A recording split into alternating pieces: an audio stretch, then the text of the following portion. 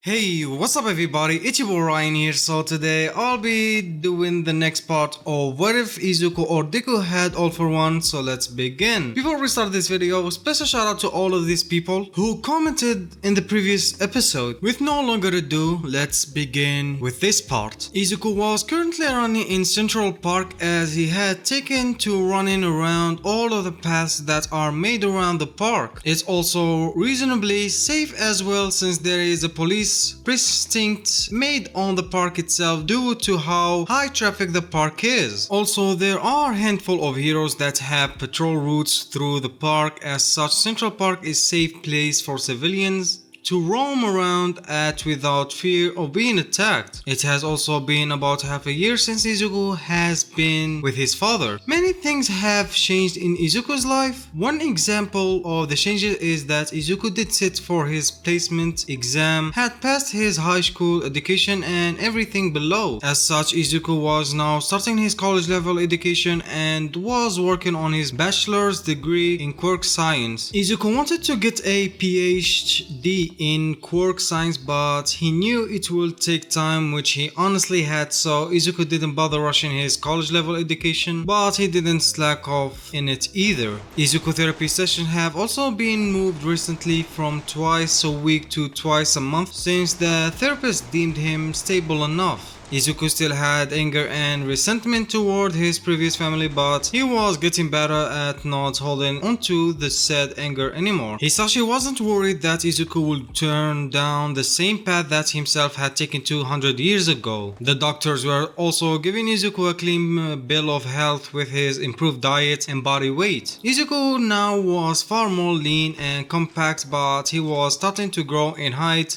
at a fast pace since he was actually having actual diet that he needed to grow instead of being starved of the resources his body needed like in the past. As Izuku was running through the park, he heard a scream on his return journey toward his home. He followed the sound and had found a group of children surrounding two smaller children on the ground. Izuku decided against calling the police since it might be them just plain rough and it was likely something he could just get involved in and scare them off by threatening to call the police. Izuku listened in and heard the main group of children picking on the two children on the ground. They were talking about how the two needed to stop coming to their territory, which was ironic in Izuku's opinion, since the land they were on was owned by Hisashi Midoriya, though it was still open to the public use. After listening in a bit more, and before one of the bigger kids could throw a punch, Izuku stepped in and got involved. "Oi, what do you think you are doing?" asked the kid. Izuku just rolled his eyes at them, which just annoyed them. They started talking about how Izuku shouldn't interfere in their matters and that it was their space that they didn't want other children coming to. Izuku scoffed. "First, this is open to the public to use, but privately owned land that you are standing on currently, so it's not yours at all to decide who can come and go. Second, you are picking on them for what? Just being here? That is pathetic, especially for the fact that you stated you wanted to be a hero and all from what I heard about. So listen well and clean your ears out. You won't try and stop people from coming here in the future, nor will you harm others, or I will call the police on you and report you. I will be quite hard for you if you wanted to become a hero with assaulting people, no?" Izuku said with a smirk on his face, and a lot of children standing in the front of him flinched back at the threat of calling the police, but one main boy scoffed at Izuku and decided to push the issue. "I can do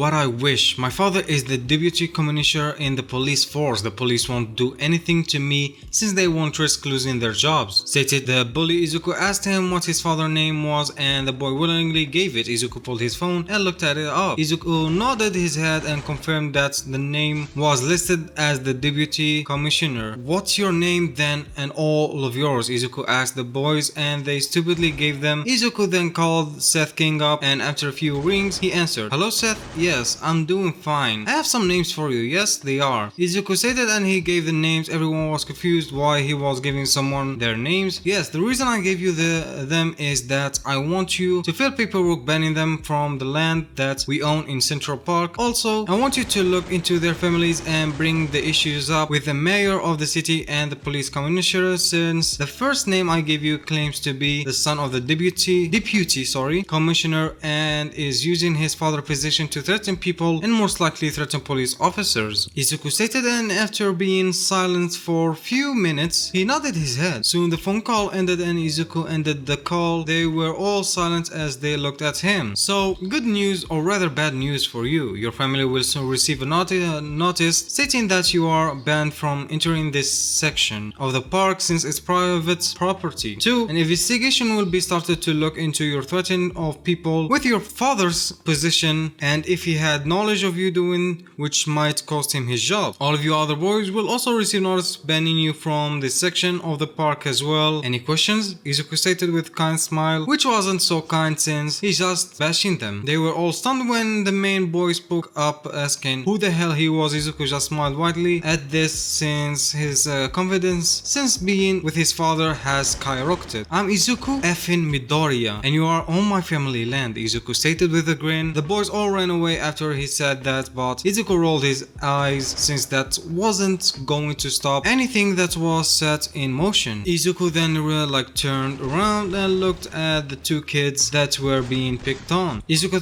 froze when he was about to speak. Cute, he thought as he laid his eyes on a girl in front of him. The girl had crimson red hair with two ponytails. Soon he snapped out of his thoughts and started speaking. Are you both alright? Izuku asked, and girl and her friend who had brown hair but didn't catch Izuku's attention as the crimson hair girl did. We're fine, thank you though for saving us, the red hair girl said with a smile. The other girl thanked Izuku as well before they all started to talk. Izuku didn't pay much attention to the other girl because his attention was focused on the crimson haired girl who he learned name was Stella Vermilion. He asked if they lived in the city and the brown haired girl said no, while Stella said that her family had just moved to the city since their family business was expanding and she was still figuring everything out. If you want, I can help you around the city. I've only been here for 6 months, but I'm better than nothing, right? Izuku suggested, and the brown haired girl rolled her eyes at Izuku attempted to flirt, or what she thought was him flirting. The girl decided to leave since she had only met Stella when they got bullied and said she had to go, which just left the two of them. Well, I accept your offer. Shall we get to exploring? She asked, and Izuku nodded his head as they left the area they were in, and Izuku took her to the things around of the Central Park. These things included the small zoo at the park or the art museum. Then they stopped at the playground that was near the small amusement park that was seasonal. This little amusement park is seasonal. It changed with the season, so during winter they have ice skating. It didn't do it when I first came to New York since I had things that were far more important to handle, Izuku said as they all walked past it and into the playground. Stella thanked Izuku for showing her around the park and asked if he would show her around the city on another day, and Izuku agreed. They even swapped numbers as they sat down in the park. Izuku decided to get to know her a bit more than the general questions that they had talked about while walking. So you said your family's business had expanded and you just recently moved here. What does your family do and where did you guys expand from? Izuku asked her as they sat down. She looked at him and shrugged a bit. I don't involve myself that much into it. I know I will inherit the business in the future, but that won't be until I'm older. Right now, my father wants me to enjoy life and I also plan to be a hero as well. I can tell you that we did expand from friends though. The family business centers around many different things and I know only some of them. I do know we do some work in luxury brands that we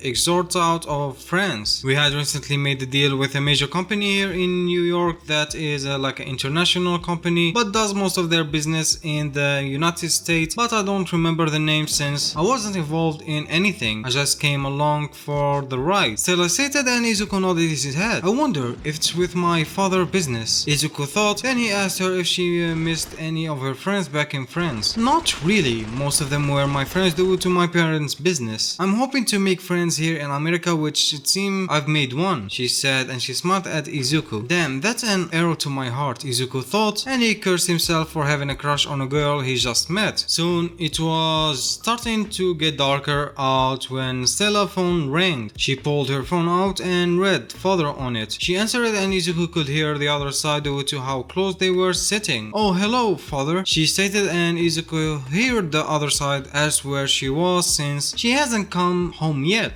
"I'm currently at the playground in the Central Park. I ran into a problem with some bullies, but this boy came and saved me, and he showed me around the park and took me to a lot of the sites in the park." Stella stated, and she kept nodding her head to her father's statement.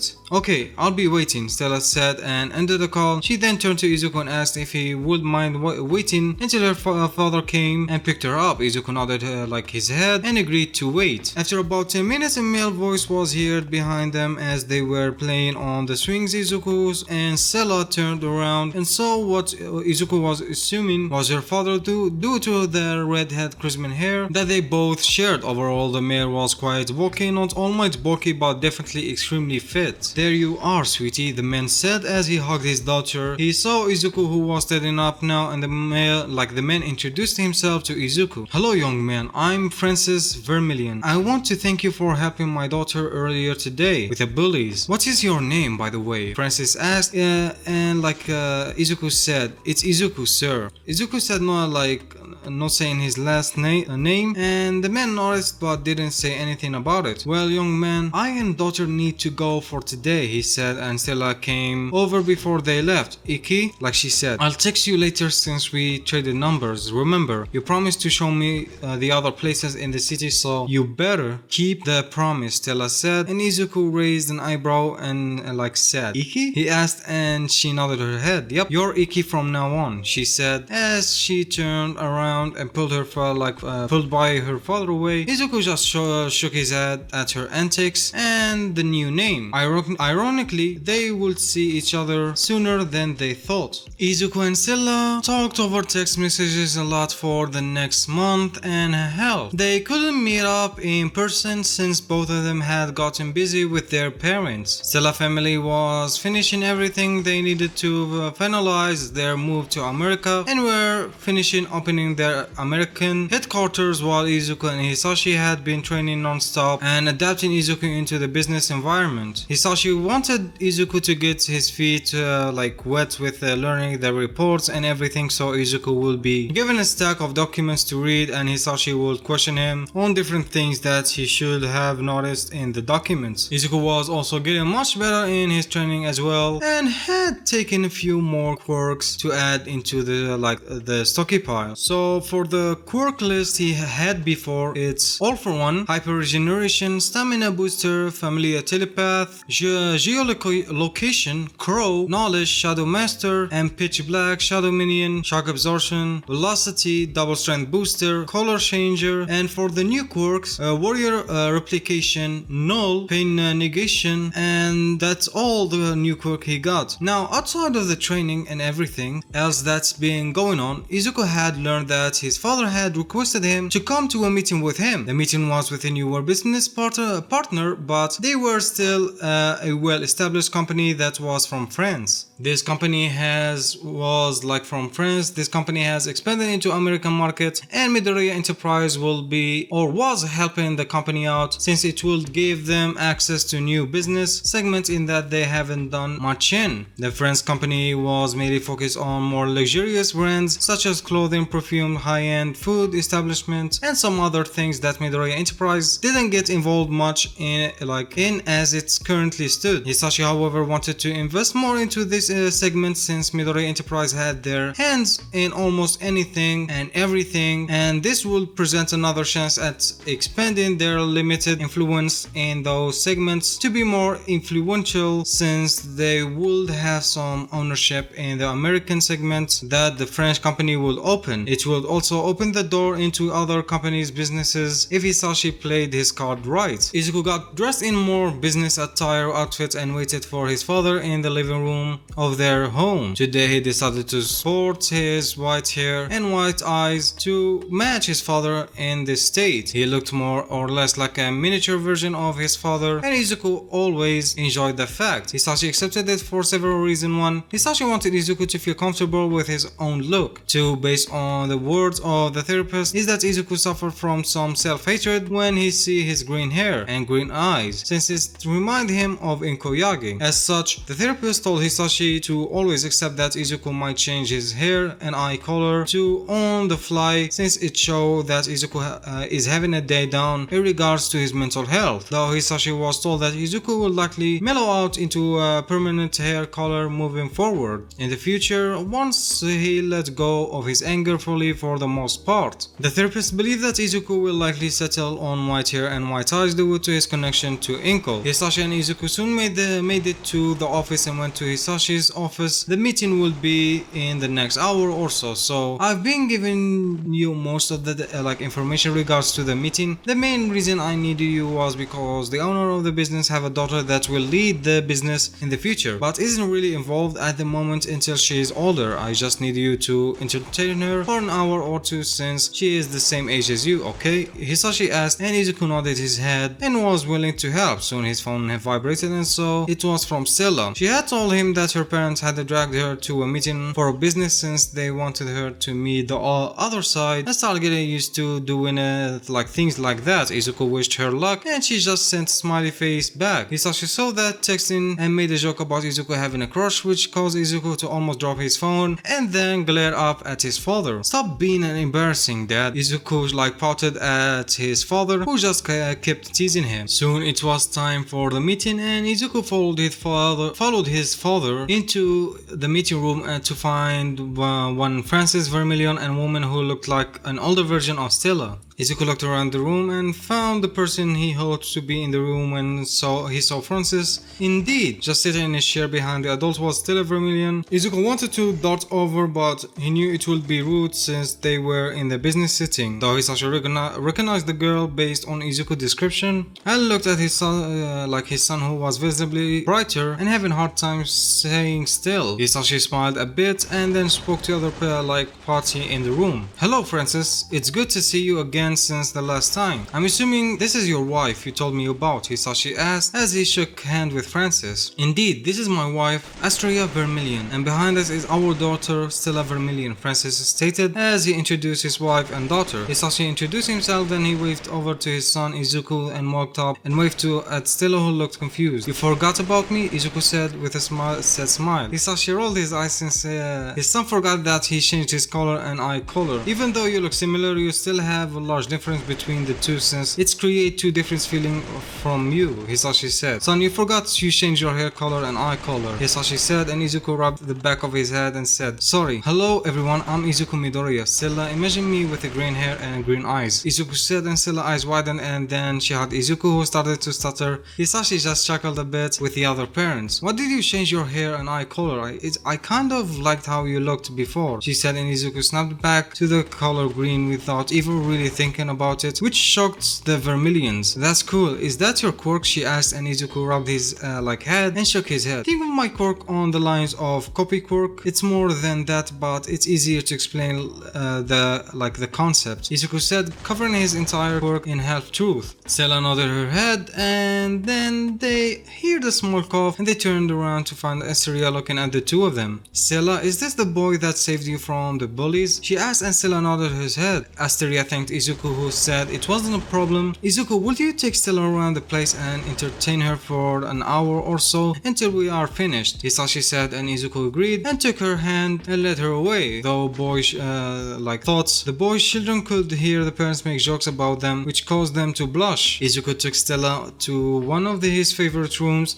in the building, which was office game room. I like coming into this room since there were ways to entertain myself when I hit my limit with doing the business work, Izuku said, and said to Stella. She nodded her head and asked if he was involved heavily in the business. I'm getting more and more involved in it. I don't go to school since I graduated high school already and working on my college degree. I'm also privately training with my dad to be a hero in the future, but that will take years. He thinks he will pay for the exam outside of hero school when I hit 12, since he plans to train me to learn everything I need. Izuku said, and Stella nodded her head. I don't know where I want to go to hero school at. I'm currently tested out of my middle school class and started working on high school knowledge, but I think my dad will still have me attend the hero school since they don't have the experience to train me in that regard, she stated, and Izuku nodded his head. He did tell her if she ever wanted to train, then they could try to find some time. She thanked him for the offer and told him her quirk. Izuku was interested in the quirk. It was more or less fire aspect quirk. It was called Faunus Queen and allowed Stella to control all the fire, even heal herself with it. It also allowed her to summon and materialize an actual sword as well. That was an interesting quirk in Izuku's viewpoint, as it had several different aspects. Stella told Izuku that her family had a line of heroes in their family except for her parents, who didn't feel as if that was their calling and had decided to go into business instead. Izuku had heard several of the family heroes' names since he was a hero nerd in the past, and some of her family lines were quite famous heroes in France. Soon the time passed and the meeting between the families came to an end. Stella hugged Izuku goodbye and said she